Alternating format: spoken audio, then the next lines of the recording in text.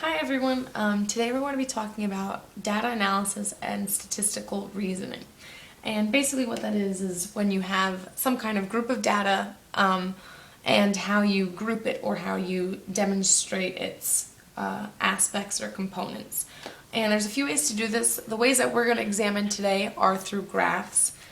And the problem that we're going to look at is appropriate for the first way that we're going to demonstrate it with a bar graph could be appropriate for, I would say, first grade and older. And then the second way we're going to demonstrate it is with a box plot, which I would say is appropriate for about fifth grade or sixth grade.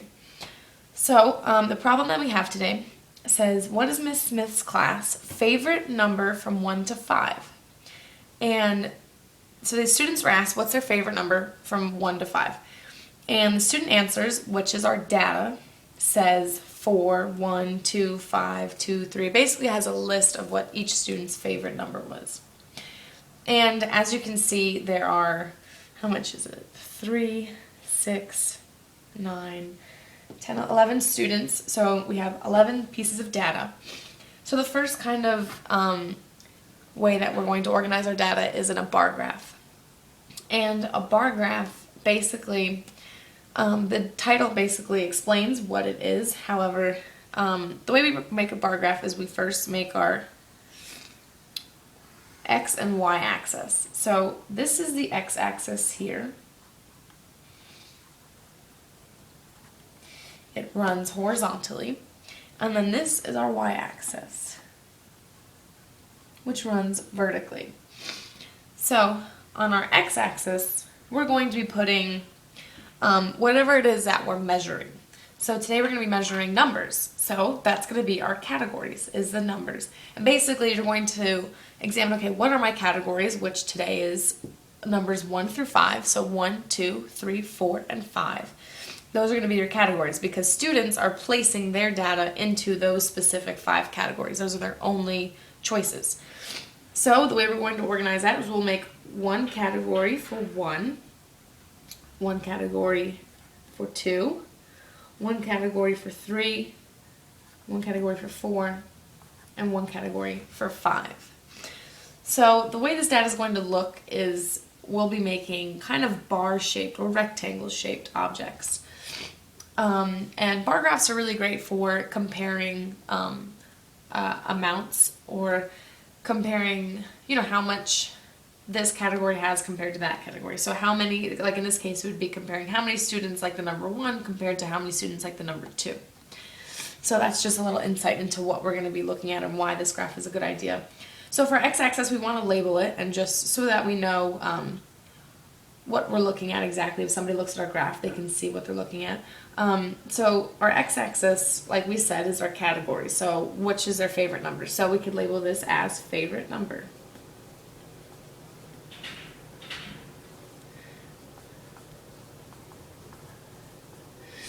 And now our y-axis is going to identify how many students said that this was their favorite number. So how many students exactly said 1 was their favorite number? How many students said 2, 3, 4, and 5?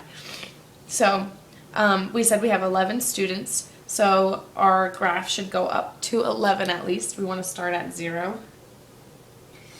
And then I like to kind of just make points so that I can reference to. So I'm going to make a point here saying 5, 10, and 11, just so that way I can reference when I'm putting in the numbers. Got 1, 2, 3, 4,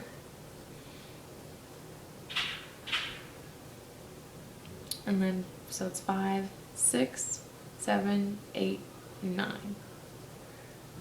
And you don't have to write in all of the numbers. I just like to so I can see exactly what I'm doing. Okay, so then we can also come up with a title for our graph so that way if somebody looks at our graph they'll know exactly what we're talking about. So our title for this graph could be, we could say Smith's class favorite number. That way somebody looks at the graph they can see, okay, well, I have a general idea of what's going on.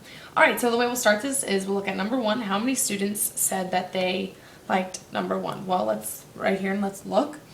1, 2. We have 2 number 1s, so we are going to make a bar going up to number 2. Now, how many students said they liked the number 2? Let's look through our data. We have 1, 2, 3. So 3 students. Let's go up to the number 3. I'm sorry, these bars aren't exactly straight. This is hand drawn, so it might be a little crooked. And how many students like number 3? Well, we have 1, 2, 3. So let's go up to number 3.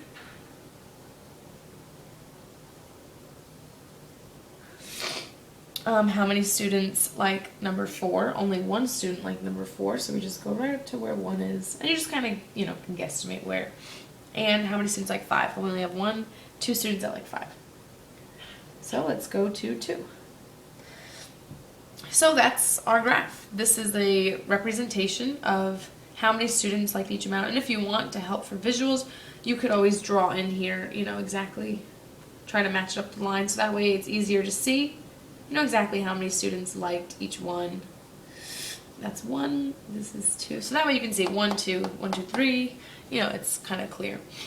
So this is just one way of demonstrating how to organize information such as this. And this basically just shows you, it helps you compare quantities, and it's easy to see, okay, well, there was a tie. The class liked number 2 and number 3 the best. So it's just one way to organize data. Now the next way we're going to go over is a little bit more complicated and is meant more for older grades, such as 5th grade or 6th grade. It can seem a little complicated and a little intimidating when you first look at it. However, once you practice with it and you're familiar with it, it's pretty simple. So the next one we're going to be looking at is a box plot, and I actually have a diagram drawn out already. So in a box plot, you have all of your data laid out from lowest amount to the highest amount, which is something we didn't do with these. So you lay out your data from lowest amount to highest amount, and then you're going to find the median of all the data, which is when you just cross off numbers on the edge until you find that middle number. And then that's called quartile 2. And then you're going to find your quartile 1 and quartile 3. Sorry, that's mislabeled as 2. And it should be 3. And the way that you find quartile 1 would be you go from your lowest point, your lowest number, to your median. And then you take those numbers and you find the median of those, which will be lower quartile. And you do the same thing with the upper quartile. You go from your median to your highest point and you find the middle number there. And that's your upper quartile. So it's pretty simple, it just can seem a little complicated and confusing when students first look at it. So it's definitely important to break it down simply.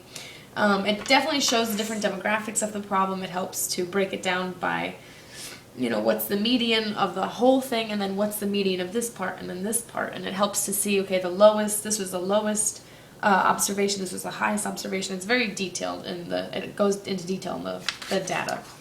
So the first thing we're going to do is we're going to organize this information into an order. So that way it'll be easier for us to plot it on our graph. So our lowest number is 1. We have 2 1s. So we will write both of those down. We have 3 2s. We also have 3 3s.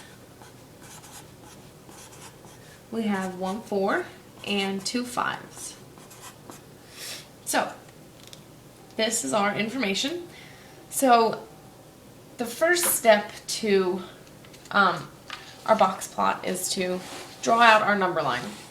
And it's not on this demonstration, but usually what you'll have is you'll have a number line underneath it. However, I wasn't able to put it in because I had to label. But you have a number line underneath it that just lets you know exactly what these points are. So it'll label, okay, this point is 4 or whatever it may be. So it's easy to read. So we're going to create a number line first. So our number line will be towards the bottom. And so the first point of our box plot, for referring back to paper, is our lowest observation, which is number 1. Our highest observation is 5, because the students only had choices 1 through 5 to choose from. And then if you want, you can then you can go ahead and label the rest of it. So this could be 3, this could be 2, and that could be 4. So now your next thing to do is to draw another line that's equivalent to that line, right above it. And then this is where our box plot's going to go. So our next step is to find the median of these numbers. And the way that I usually do that, once it's in order, we are going to go from the outsides and find the middle number that's the median. So I like to start on the outside and just block off that number. So block off those, to those, to those. Make sure you're always going one at a time on each side. And it's 3. So our median number, that will be our Q2.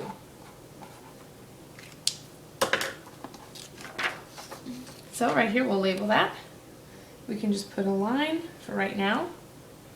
That's our Q2. We know that 3 is Q2. Now we want to find our Q1 and our Q3, which, like we said, are the median of all the numbers to the left of the main median and to the right. So here we're going to take these numbers, we'll go like this, until we find that one number left. So that's Q1. And we do the same thing on this side. 4, which is Q3. So now we just label those. So our Q1 was 2. Let's put a line right above 2. And then our Q3 was 4. Now just to make our box, it's really simple. All we do is just draw our line across. That connects those.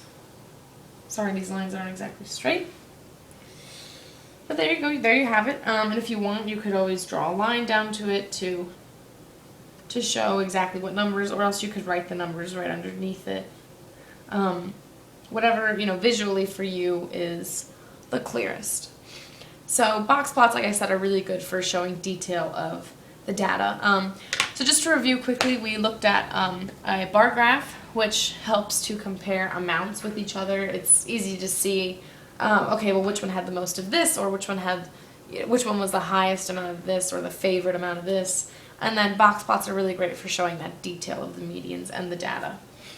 Okay, thank you.